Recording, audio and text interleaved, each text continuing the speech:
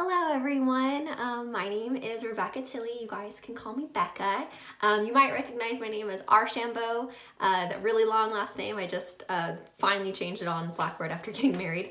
I've been a student at Brandman since I think 2014 or 15. I've been part-time and full-time student based on full-time teaching as a preschool teacher, and then I also took time off to have my son, who is now 10 months old.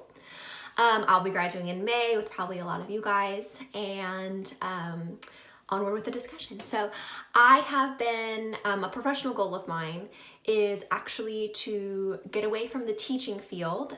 While I've enjoyed my time teaching, I've been teaching for about 6 years, and I've found a little niche of like things that I like to do.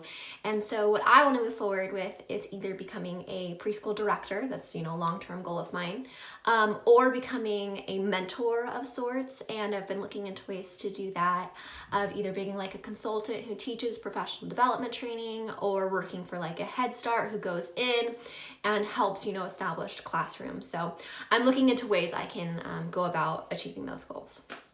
And then so onward with the discussion. So obviously all the standards are extremely important, and I think we all know that.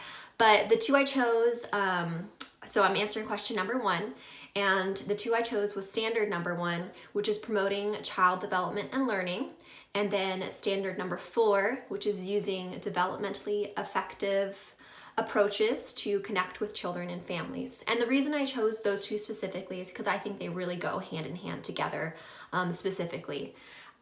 Because you can't do standard 4 without having the base knowledge of child development and learning. So the ways that I have been able to do this in the field is, well, I've been teaching for 6 years. I know that's not a long time, but it's long enough to kind of see which direction, how knowledge affects our type of teaching. So I started teaching when I only had 6 units of early childhood, and I was just an assistant teacher.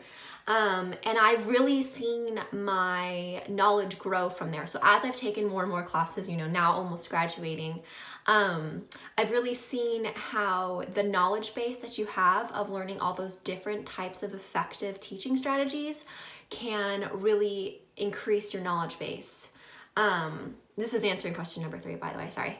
And so they can really increase your knowledge base. And so I've found myself to be a better teacher while I've incorporated things like intentional teaching and learning how to properly set up a classroom based on Eckers and the early childhood competency standards, and seeing my way go through all of those subsets.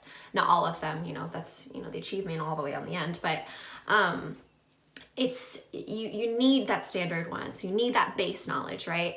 And then you can put that into standard 4 of using those effective approaches and being developmentally appropriate based on the class you've been in. And I've taught all the way from infant to pre-K, and so you can't teach a pre-K class like you would teach a toddler class. And so all these classes that we've been taking have really given me that base knowledge to then learn more and more, either through learning from a mentor teacher, learning from the professors, or just learning on my own and reflecting on what I've been doing. And which that's actually part of standard 4 is you do all these things, and then you need to look back and reflect on what you've been doing. And I think that these last few classes have been really helping us with that. This is a reflective class, so we are looking back on what we've learned.